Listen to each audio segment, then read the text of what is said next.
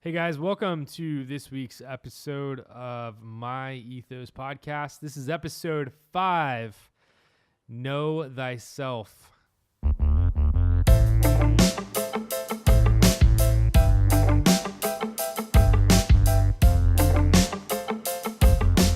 right, so today we're going to talk about the importance of knowing who you are. Do you know yourself? Do you think you know yourself, right? Sometimes, yeah. But do you? I don't know. I mean, you guys are out there driving around, doing your thing, whatever you're doing, while listening to this podcast. And I want you to realize that this episode is going to be very helpful if you apply what we're talking about. And so this is kind of a head start for you to start thinking about being more intentional with your life, thinking about being a better, more productive individual in society. Because when it comes down to it, I think we all want to make a difference in this life. I think we all want to leave our mark. I think we all want to help others. I think we all have a deep desire to be remembered, right? 100 years from now, are people going to remember you? I was watching that movie Coco with my kid. Have you seen that? Dude, that's a really good movie. It's good, yeah, right? It's a good Disney movie. You know, what's funny about that movie is I had no idea what Day of the Dead was actually about until I watched that movie.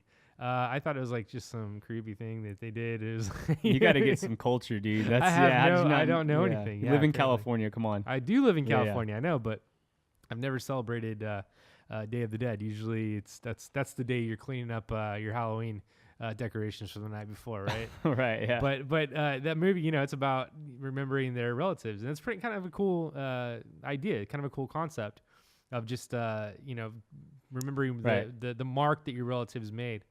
And I don't know, I've been to a couple funerals lately, kind of sad, but when you think about death, and that's the one thing that you can guarantee, like if you ask people like, hey, can you predict the future? Yes, I can predict the future, right?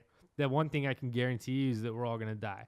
That seems sad, but it's not if you have a good mindset. If you think about, I know, Debbie I don't know, Downer. dude. I'm just saying iBody, man. What? iBody. What is that? Come on, dude. iBody. Yeah, you're going to be able to replace your internal organs with iPod parts. I'm sure somebody believes that Dude, somewhere. iBody, man. Yeah, right. Or we're gonna move to Mars and we're all gonna be able to live there forever. Or The something. oxygen level is better there, so you Yeah. can you can live longer. Yeah. Well, anyway, Okay. my point is that you have so many years left on this earth, and it's important to use those years wisely, to enjoy your life, to enjoy the people around you, but also to make your mark. And a huge part of being able to be effective in the culture that you're living in, the neighborhood you're living in the city, in the group of friends, or even on social media or in your business or whatever it is that you feel is important in your life. The way to make the mark, the biggest mark, is to realize who you are and to understand what you have to offer. I don't think a lot of people think about this. I think a lot of people think about what they're going to do this weekend, or they think about, their next trip coming up. It's summertime. Like, it's a good time to plan your vacations, to plan your time, your afternoons by the pool or by the lake or whatever it is you're going to do. And I get that, dude. Summertime, living's easy. I get it, right? I'm with you. I'm with everybody on that. However, some people that are really successful in life, and I paid attention to these people, they're very intentional about what they do, and they know who they are, and they know why they're here on this earth, and they know what they want to do while they're here. And so that's what I want to talk about today, is just how to know yourself. Vince, what do you think? You think people think about themselves a lot, or you think that most people just float by and just think about whatever they think about? What do you Yeah, I think there's let's put it this way. Do you think self-esteem plays a huge role in our day-to-day activities? Like, Oh yeah, dude. I think like being comfortable with who you are, and like self-esteem has a lot to do with what you do in a day, like what you're doing with your day, and like who you're talking to and who you're influencing, and even as simple as picking up the phone call and calling somebody you know, because you might be afraid of what they might think or what they might say to you or whatever the case may be. And so yeah, like definitely self-esteem has a huge impact on your daily routine, no matter what you're doing. Today I went surfing, and it wasn't that packed today, and I always wonder like why more people don't go surf, because it's just such a great way and an outlet to just like free your thoughts and your mind. And you know how I feel about it. I love it. It's just a great thing to do. And but I think a lot of people are afraid to do it because they're afraid of what other surfers might think, or they're just getting into it, or what they probably like. Oh, dude, I would love to go surfing and catch a wave, but I don't want to like fight the locals or whatever the case may be. So they never try anything new. I know you've kind of felt like this before. Yeah, I have felt like that. Yeah. I felt a bit out of place surfing. Definitely Right. don't feel like that's my element. That's for sure. But because of like just your skills or your ability or whatever. And it's like, yeah. And you could say even self-esteem a little bit. Just Sure, like if you could shred the gnar, right, then you'd be out there. Well, every time I doing went surfing, I would end up, all these girls were around me. I thought, man, I must be hot stuff because all these girls are around. No, I was just surfing where all the girls were. Not that it's bad, honestly, truthfully. There's some girl surfers that are probably better than guys. Like, what's funny about that is I was just listening to another podcast that talked about that. There's this girl, and I'll have to look her up while you're talking. I will in a few minutes. But it's an Outside Magazine podcast. And it's this girl that surfed Mavericks. I'm gonna look that up right now because it's like legit. You guys have to listen to this. So podcast, I have the internet here. But she surfed Mavericks, and she was like the only girl to ever do it. And she talks about how she was like the first girl to do it, I should say. Her name's Sarah Gerhardt, and she just paddled out and she just went out and just surfed Mavericks just for fun, just for kicks, right? And for all these years, like they've had a competition. Quicksilver, I think, has a competition. And whenever Mavericks is massive, they invite all these surfers to surf Mavericks. And it's always been men. And she was like the first woman to be invited to surf Mavericks. And so it's pretty cool. But you guys should listen to that podcast. Way legit. But anyway, dude, Lakey Peterson just won a competition like out, I think in Hawaii or somewhere, but just, I don't know if it's Hawaii or not, but dude, she just won. It's a local girl, Santa Barbara girl, I believe. But anyways, yeah, there's some really good girl surfers. So I shouldn't feel bad for being the dude, guy, some of those girls out there around all the girls, surfers. They rip. Yeah. Oh, we were longboarding too, like, and that's. Oh, I love that's my thing. Fun. Yeah.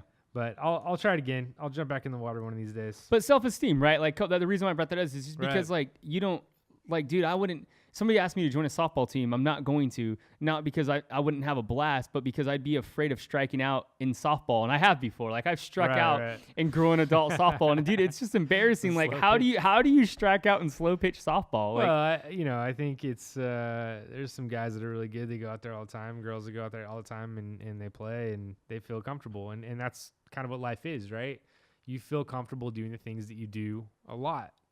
And that's how we form communities. That's how we form relationships with people. And that's really important. But what about just all around life? What about being the person who is comfortable in their own skin in any environment? Okay. Not talking about athletics, not talking about specialty skills that people might have, but just normal everyday life, social stuff, work, meetings, driving around, like, having that conversation with somebody you haven't seen for years. How do you become somebody who's just completely comfortable with who you are? I've noticed lately that some people that I know really well are affected by other people's opinions a lot, and myself included. Like it just affects you. We care about what people think about us naturally as humans because we're social creatures. We're community driven, and if we don't feel like we're part of a certain community, it makes you feel kind of bad.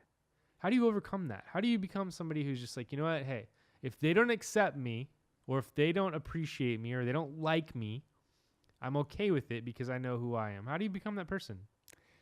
Dude, that's really a tough one. And again, I think it just comes down to just being, like you said, okay with just who you are as a person in general. And I honestly, I struggle with this a lot because, I think there's a lot of things that complain that self-esteem goes into the first thing. And a lot of people I've struggled with weight. I was a bigger guy and I always had in the back of my mind, like, does this be when I would meet someone, like, are they, you go into a business meeting, you're a little bit heavier or whatever. And you always wonder, like, does this make a difference on whether or not they're going to take me serious as like for this job or whatever the case may be, or do they think I'm unhealthy or you know what I mean? Like there's a lot of things and they may not be thinking any of that, but that's just already all but that's projected in your mind, in my mind. What other people have said about other people, or because it's cultural stuff, or maybe stuff when you're young. I don't know. Like that's the thing. Like people, it's amazing how just blunt and like honest people can be when it comes to talking about other people, especially online, especially when they don't have to say it face to face to you. And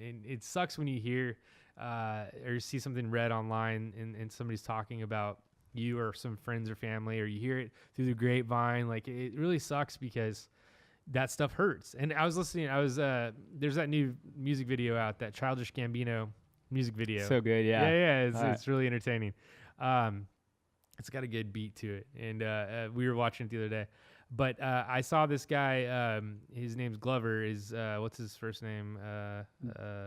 Something Glover. I don't want to chop it up, but I want to say Donnie Glover, but that's wrong because Danny, something like that. So anyway, I think it is Donald. Yeah, I think you're right.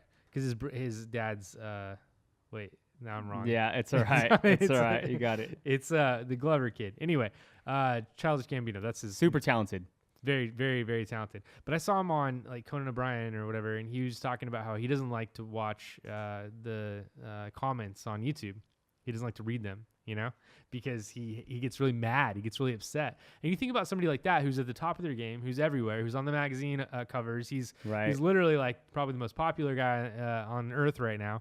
And he's stressed out about what random people, 30-year-olds that live in their parents' basement that are on YouTube commenting. He's concerned about that. Like, wow. That's insane, right? So nobody's immune to it. Nobody's immune to feeling a certain way about when somebody like when somebody puts you down. Nobody's immune to that. So how do you deal with it? I think because it's going to affect you. It's going to, especially in this day and age when social media is it's not just something you can do. It's something you need to do if you're in business for yourself. Right? You have to be on social media. You have to put yourself out there. Some people are naysayers when it comes to that, but that's just kind of common business practice now. And so in that day and age where you have to put yourself out there, how do you deal with the comments? How do you deal with the naysayers? How do you deal with the people who just want to put you down? Because there are a lot of people that that's what fuels them. That's what makes them happy. That's what makes them feel better about themselves, is to put you down. Well, I think the reality of the situation too is like, and this is like in business. You had that one thing, right? What happened? The YouTube comment. Yeah, the guy said the delete button was invented for me or whatever. No. He said the what was it? Dislike button or something like the that. The delete, dislike, probably all of it. Yeah. It was not a nice comment. But it bugged you. I know it did because you mentioned it. You wouldn't if it didn't bother you at all, you wouldn't have mentioned it. It's okay to say. No, it yeah, I think that's fine. I don't know if it so much bugged me in the sense of just. You read it and you just go, okay, that's one person's opinion. But you deal with it a certain way, right? Like, how did you deal with it? You're like, whatever, that guy's just doing his thing. Well, like I said, I think like in business or whatever, there's two ways. And then this is where I feel comfortable. This is where I feel really good about what I do and putting myself out there. And sometimes I don't. And I have to overcome and really think about it. But there's two things. Like, you either get a reputation for working really, really hard, knowing your craft and doing the thing that you do, like whether you're a public speaker or you go to work and you're the best at whatever you do, you figure that out. Like, you know your craft, or you build a reputation tearing others down. And in business, those are the two things. You're either really, really good at what you do, or you talk a lot of crap about what other people do and you don't really produce that thing. And so I think in this culture, we do a really, really good job of tearing everybody else around us down to make ourselves look better. And I think that's where you have to come to a place. And if you feel good about what you're doing, like the work that you're doing, and you feel really, really good about the work you're producing or the things that you're saying or whatever the case, you just have to stand strong in that, And we were talking earlier, like I hate public speaking. I really do. And I hate being in front of a camera, and it's embarrassing. And my heart flutters. And dude, like, I can't even tell you how many times where like I've been in public speaking situations and I'd rather just do anything else on earth than do that, know? But I felt an obligation. I really felt, didn't feel comfortable, but I felt convicted in the thing that I was bringing to the table. Like, I really felt like the thing that I was going to say meant something. And I think you have to just sit behind and stand behind that. So I think when it comes down to feeling comfortable and being able to do the thing you're supposed to do, is just knowing like you've put a lot of work into it. You've put your time in, and you just got to do it and just live. You can't live and die by the comments. You can't live there. I think that life in a lot of respect is a lot like a football game. I think there's three types of people. There are people that are in the stands, which is most of the people They're watching, they're commenting, they're making they're rooting people on, or they're putting people down, whatever it is. They're out there observing, they're watching, they're consuming, I guess would be a good way to say it. There's those people. Then there's people on the sidelines that have trained, and they're training and working hard at getting better at what they do, ready to go in the game when they can, ready to get in and engage as soon as they can. And that's a great place to be. I think that's where probably most people should be most of the time, because you're working hard and you're getting ready to be where you need to be when you need to be there. And then there's people that get thrown into the game, and it's like society decides when you're in the game, right? Society decides when you've worked hard enough and trained hard enough, and you're on the sidelines and you get to be put in the game. And once you're in the game, that's when you hustle hard. That's when you hit it hard and say, okay, I'm in the game, fully committed. I'm going to play. I'm going to do the best I possibly can because I've trained really hard. So I think you either want to be on the sidelines training, or you want to be in the game. But ultimately, you just want to be working hard. And what I mean by that is, like, you want to be whatever craft you have, whatever thing you have. Like, I feel like this podcast, for example, people are wondering why I'm doing it. They're asking you. This is taking a lot of time of ours. Right. And this isn't the main thing we do. This is far from the main thing we do. We have a lot of work throughout the week, but people wonder why we do it. To me, it's because it's training. It's like working, putting yourself to the mill every single week and saying, I'm going to do this. I'm going to stick with this. I'm going to continue to do what I need to do, so that when it gets to be a place, and this might be big eventually, but when it gets to a place where, we have to do something that's clutch, we're ready to do it. You know what I mean? This is prep. This is training ground to me. We're working stuff out by doing this. That's literally why I do this. Like, literally, I mean, that's 100% why I do this. It's training for me. And so if you're out there and you're thinking, okay, I have a goal. I want to be successful in my small business. I want to be the next online entrepreneur, or I want to be whatever it is that you want to be, whatever your goal is that you want to be, then put yourself in a position where you have to train, and do it in front of people. Train in front of people. Like, commit yourself. What do they say? Throw your hat over the fence, right? Throw your hat over the fence, and you got to go get it. That's the whole. A lot of people hear that all the time. I don't even know. It's from, what's it from? The movie Sandlot, right? I don't know, but it's in the movie Sandlot. You know what I'm talking about? Yeah. Where there's the big dog, and it keeps the eating the balls, and then finally they throw. Anyway, I don't even know if I might have made that up, but anyway, that is the beast, and it's a true thing. I don't think that's the same, but same might idea. It might be, yeah. But my point is that no one is gonna hand you anything. Like, no one's gonna just hand you something. I think a lot of people just wait. They wait for like something amazing, for a miracle to happen.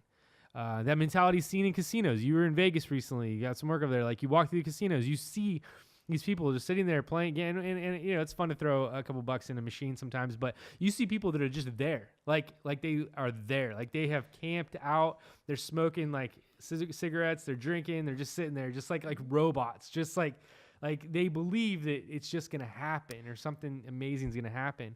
That's a weird mentality, right?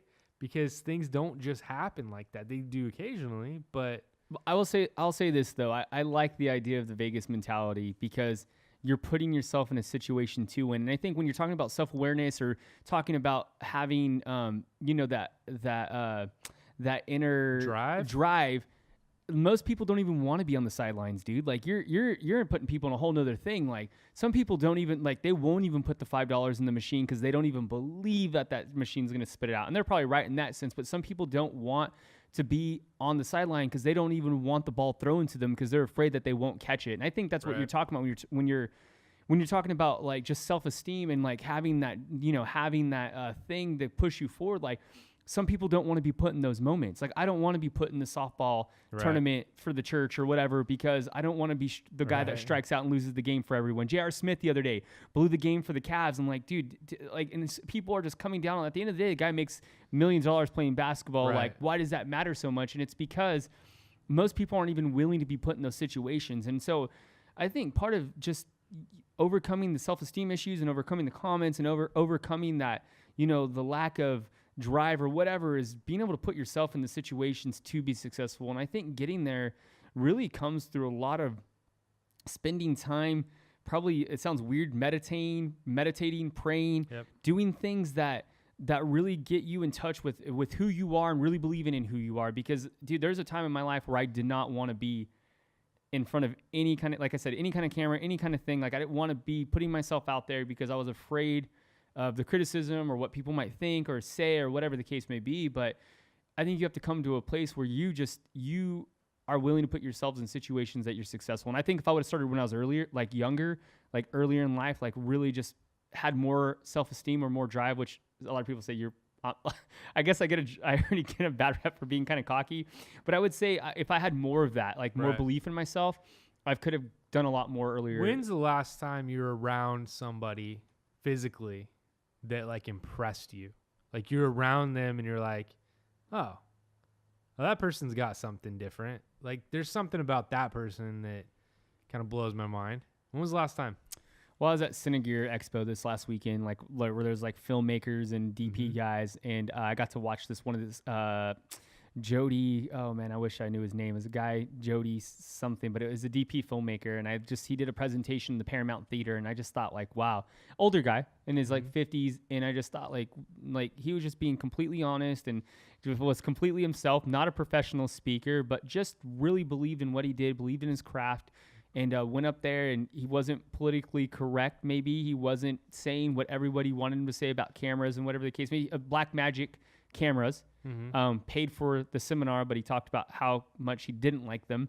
And he's like, but I'm getting my paycheck, so I don't care, and I'm not going to lie to you guys. And I just thought, like, wow, this guy is a true filmmaker. He doesn't really care about, a camera brand or what. He was just doing his thing. And I was just impressed because he was just comfortable in what he was saying and what he was doing. And I think just when people are honest, I think that's when I'm impressed. When they just come to a place and be like, listen, this is just how it is. And I think that's where I just, when people are honest. So that's an interesting thought. The whole honesty thing is something that I've espoused for a long time. And I was actually just listening to an audiobook, The 12 Rules for Life, Jordan Peterson. Have you read that? No, but I want to check it out. I think I actually have it in here. But I was listening to the audiobook on the way here, and he was talking about the importance of being honest.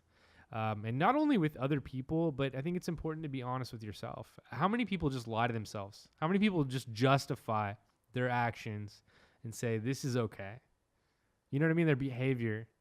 Like, this is okay. It's okay to cheat a little. It's okay to push the boundaries a little. It's okay to cut corners. It's okay to, eat this food or drink too much or talk like that to my spouse or whatever. Like, we justify as human animals.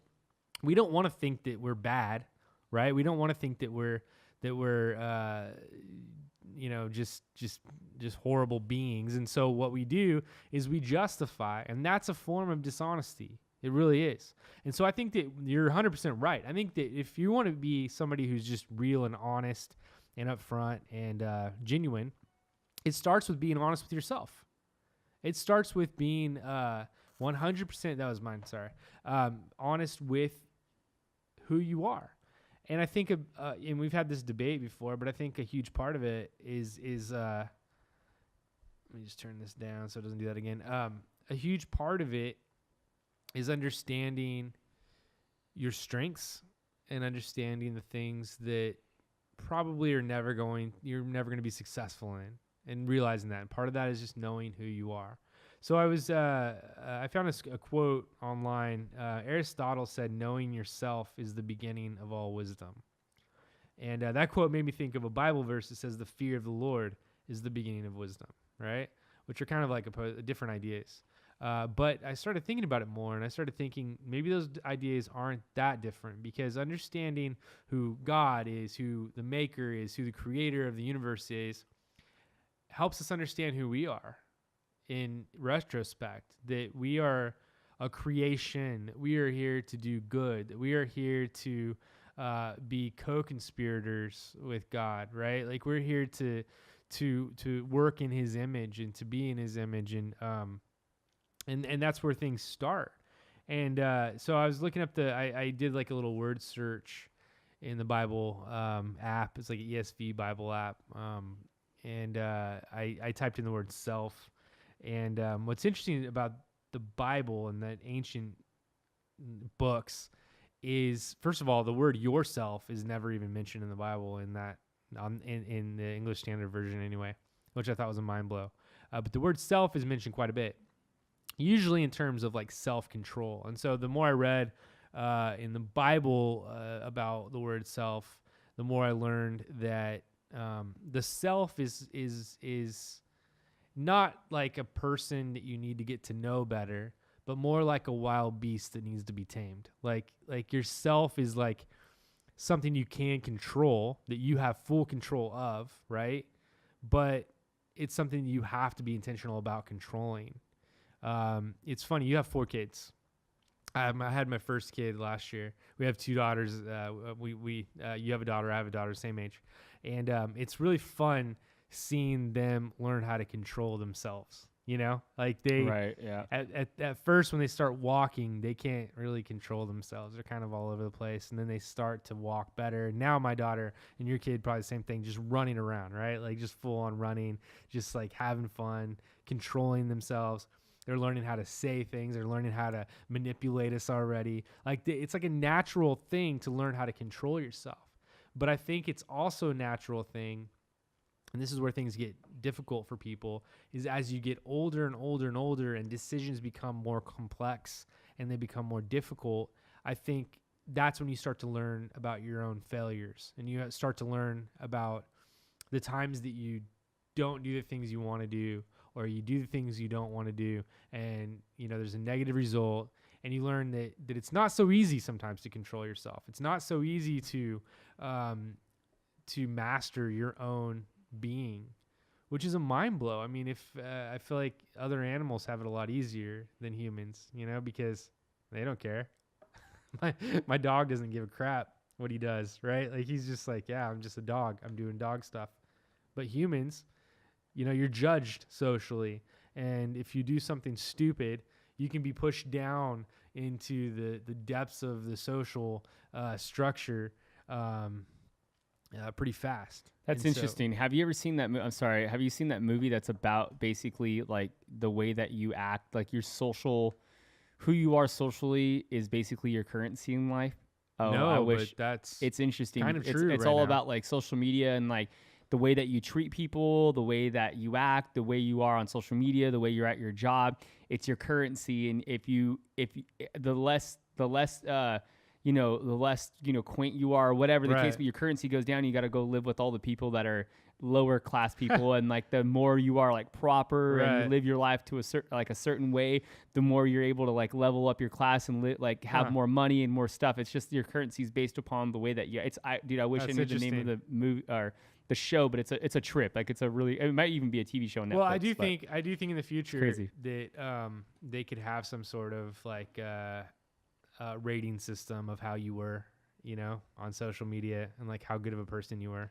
I think it's possible. I think like it's very possible. If you're like constantly putting other people down online, or if you're constantly like being negative online, if you're constantly just blowing up, making fun of people, saying stupid stuff, I think that like, is it possible that they are recording all that, and that could come back and say, oh, this person, like in 100 years, maybe like that person was a bad person. The problem is though, is like we're in such a dangerous place because we don't see the failures of people. Like we only hear the success stories, or we only hear the good things, and we don't see the failures. And I think a lot of the things that make us really strong human beings and really great human beings are the things that we fail at, and then we bounce back and learn from those things. Because like you said, like, no, we're not dogs. Like we pee in the house, we won't pee in the house again, And so I'm just saying, like, if we do, like maybe at one point as a kid, like I just pulled it down and peed all over the TV, and I was like, yes. And my parents were like, nope. And, there was a punishment, and you learn from your mistakes. And I think learning from your mistakes is what makes us so great as a culture and human beings. Like if we can't learn from our mistakes, we can't progress and grow. And I know is from something as simple as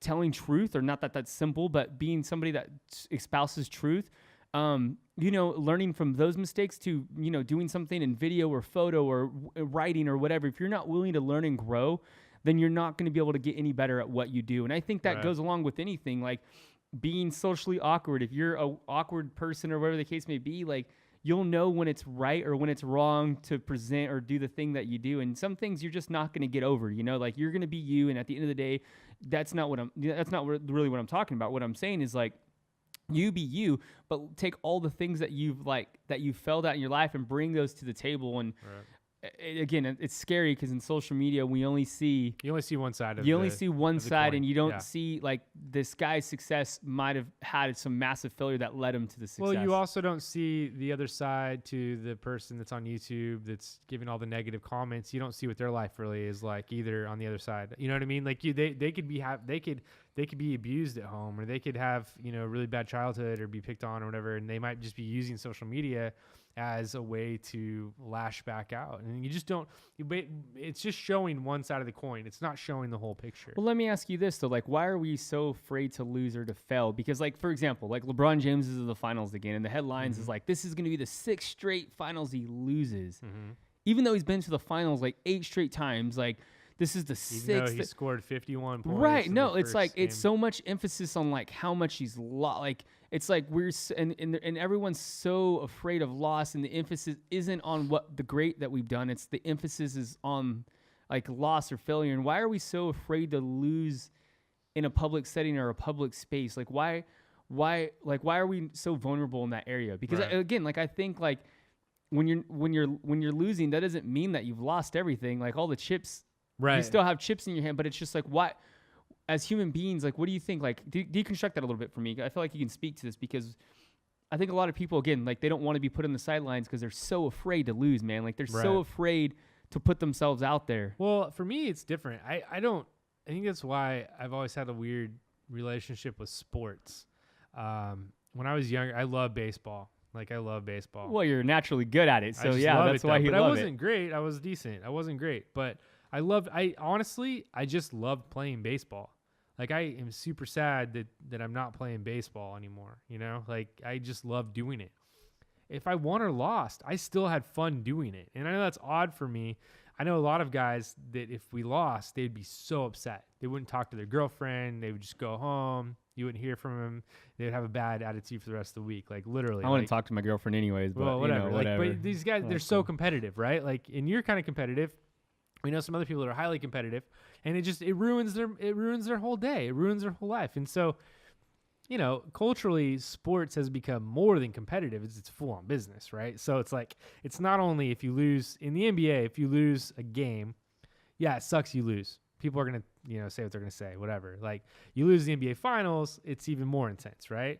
But it's also a business at that point too, right? Like, but, you know, I don't know. I think at that level, for a guy like LeBron James, the business side is probably not as important as just winning. He just wants to win. It's like a competitive thing. I think it's kind of unhealthy in a way that it's like so competitive, but there's a business around it. And so I don't want to like piss off all the sports fans, but I just think that like we live in a country that's like, yeah, so competitive and winning's everything. And, you know, it's, you're either on top or you're not. It's just, I don't know. I think that it's just kind of a broken system. At the end of the day, though, is LeBron James going to go home at night and sleep well? I think so. I think he's going to be just fine. Well, you bring up something really good. It's like life is played like now, and it's not healthy, like King of the Hill. Right. And everyone's on the hill, kicking everybody else off that hill. And like you said, whether it's like we're tearing them down with trash talk, or everyone's trying to get ahead of each other, not really thinking about the consequences of the people around them. Right. No, it's true.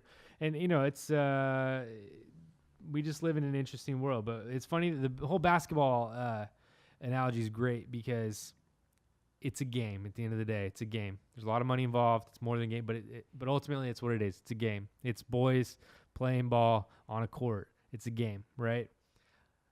I wish people would see life like that too. I wish they would see it like, you know what? You go out, you try a business, you fail. It's like losing a game. It's like, all right, I lost that game. I'm going to come back and do better next time. I'm going to come back and compete with yourself. Compete with, you know, your own self. Encourage your own self-improvement by competing with yourself and say, hey, I'm going to go out there. I'm going to do better this time. I think if people had that kind of mentality, it would be much healthier. Maybe that's how LeBron is. Maybe he's just stoked that he had 51 points in the first game. I don't know. Maybe he's pissed. I have no idea. But I'd be pretty stoked if I was him, dude. Like, to come out and just score that many points in an NBA final. He's dwarfing every player on that court, like killing it, right? And I like what you said, though, competing with yourself, because I think that's a healthy place to be, right? Like, not comparing yourself to everybody else in the social. Like, look at your own work. Look at your thing that you're doing in life. Right. And just and better that. Like Right. get better at that. All right, so It's good. so here's some stuff. There's a couple things I want to leave with you guys with.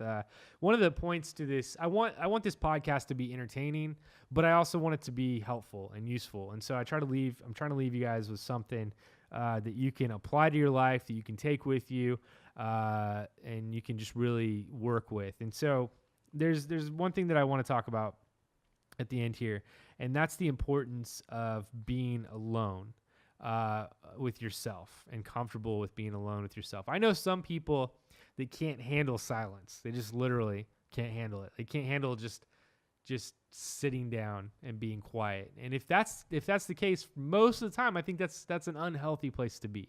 I think you should be okay to be silent with yourself in a room doing nothing for a period of time.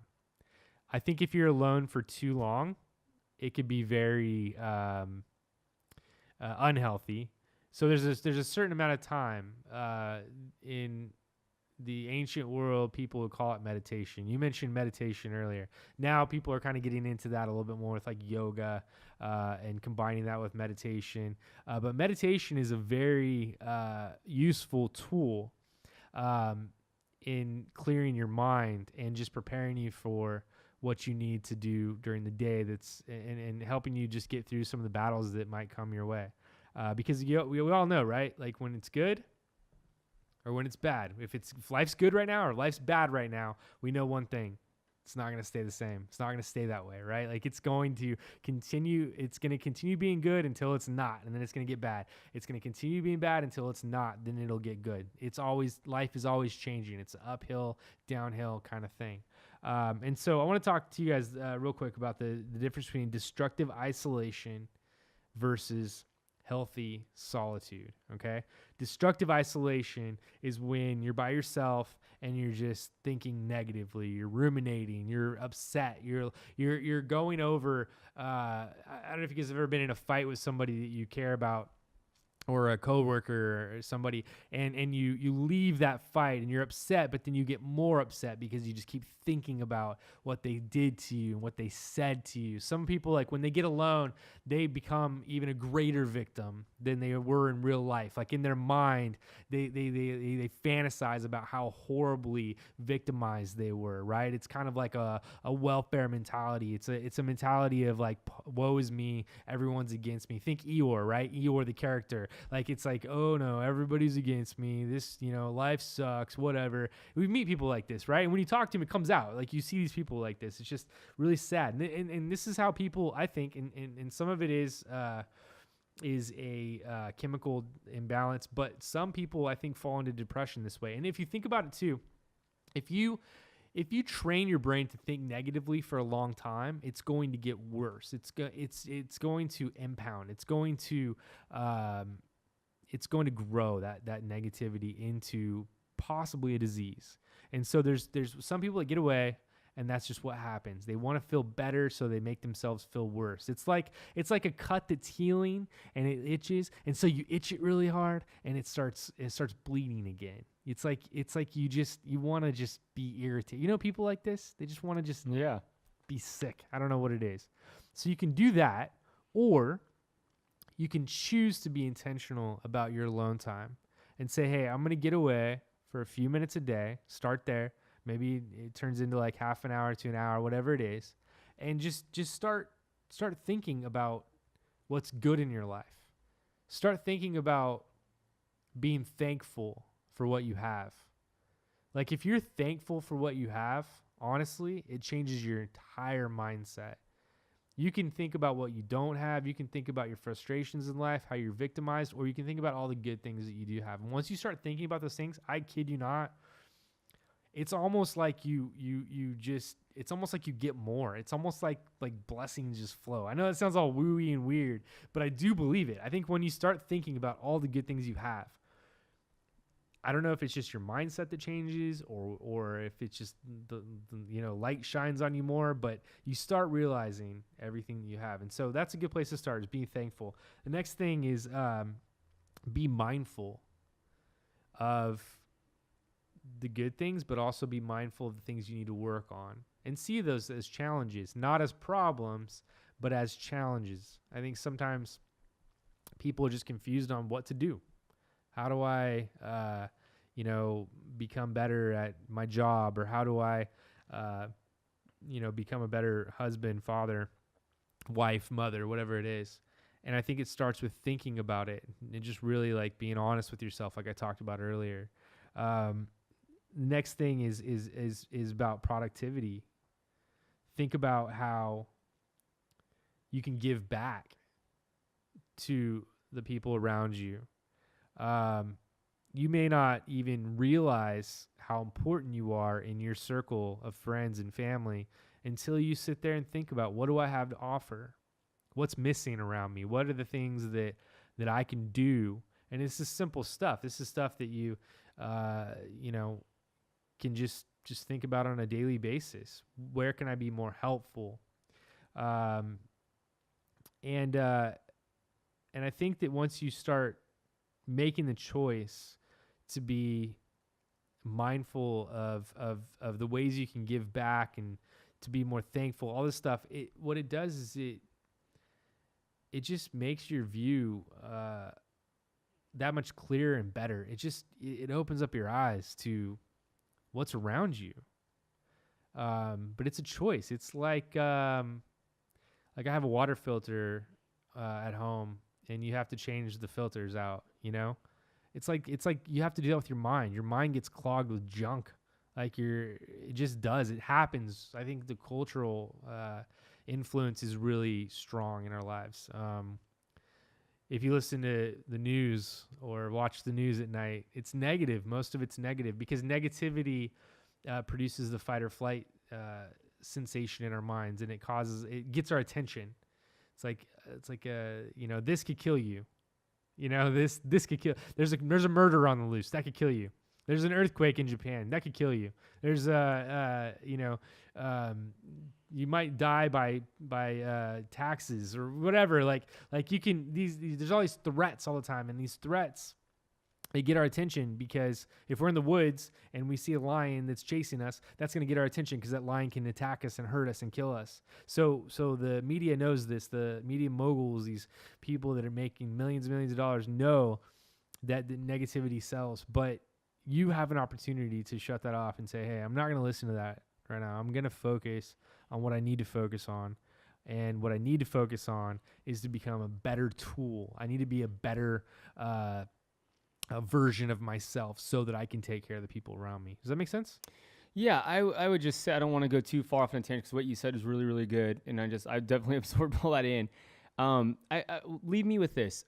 So if you're a person, and I like what you started off with saying, like life is kind of a roller coaster. There's going to be good times and bad times, and you just have to be aware of that. I think sometimes ready to roll with it. Yeah, but I think sometimes we get caught, like you said, like for some people, life is really, really good right now, but they can't get over the fact that they know the downtime's coming. And I think a lot of people really, they live in that moment. Like, how do you move past, like, and you can't predict it. It could be disease. It could be that, money's going to be hard. It could be relationship stuff, but you really can't control those things. And how do you speak to people? Because I know a lot of people, like, the things they can't control is what eats them, right? Like, it's really what gets them. And, life is good right now, but it's not, it may not, I might wake up tomorrow, my whole life, and that's where their mind goes. Like, right. How do you overcome that? Cause I think that is a lot of, that disables a lot of people from really putting themselves out there and risking. Like, Sure. You kind of talked about like risk a little bit.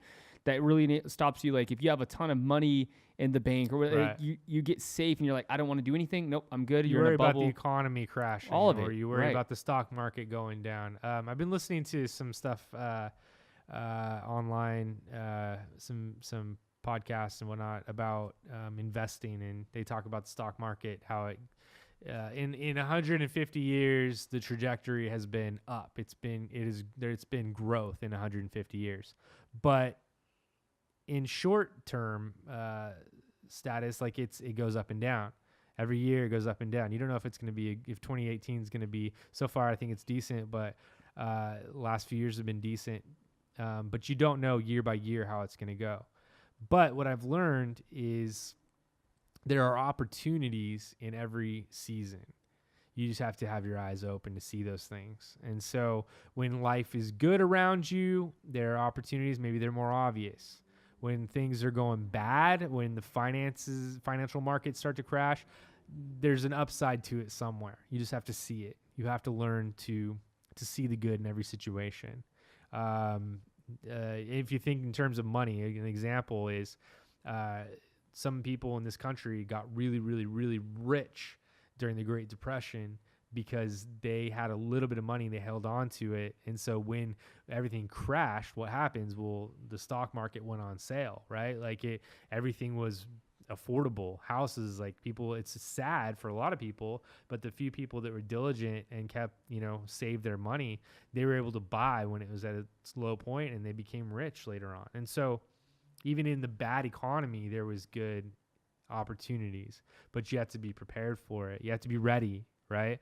I see a lot of people, like, economy is good right now. I see people just blowing money, just like spending and just going crazy. And a little bit of that probably is okay. If it's, you deserve it, it's fine. But ultimately you have to be kind of like Joseph in the Bible, of just preparing for what's to come, just always be ready for what's around the corner.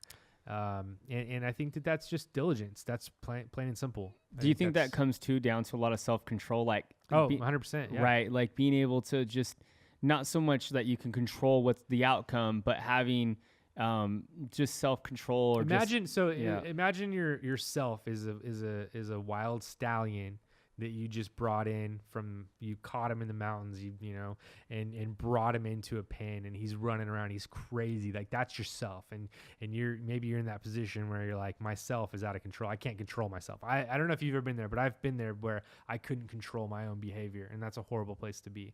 And so imagine that yourself is like that at the beginning or at certain points in your life, and you just have to spend time. You have to spend time working. You have to spend time controlling. You have to spend time saying, okay, I'm going to work with you. And my dad used to always say, or he still says it, I'd rather train a wild stallion than beat a dead horse, right? That's just his go-to saying. And it's true. There's a wild stallion inside of you. Yeah, you're a little out of control maybe. Maybe it's, there are a lot of things are going on and you don't feel control, but ultimately there's a lot of energy there that can be put towards the right thing, and you can do something really good with that. You just have to learn to do it. You have to put the work in. And so there's another book, I can put it in the show notes. It's called Habit by Charles Duhigg. I'll put it in the show notes, but that book, it's something that I needed to learn a while back. I was struggling with some stuff, and I had to learn that you can control yourself. You can 100%. You're in charge. You've got the steering wheel. You've got the gas pedal. You've got the brake pad. Like, you have everything that you need to control yourself. And so, believing that, I think is huge. And realizing too that life doesn't happen to you. Okay, life happens, but it doesn't happen to you. You have way more control than you think you do. And some people get that, and most people don't. And so I think that's what kind of sets people apart from being really successful in life and others from not. And so, yeah. So that's it. So we're going to leave you guys with that today. Join us next week. If you can, help us out and send this to anybody you possibly can. And subscribe. Please subscribe. And please keep listening. And with Vince Sierra, I'm Josh Vietti. And we'll see you guys next week.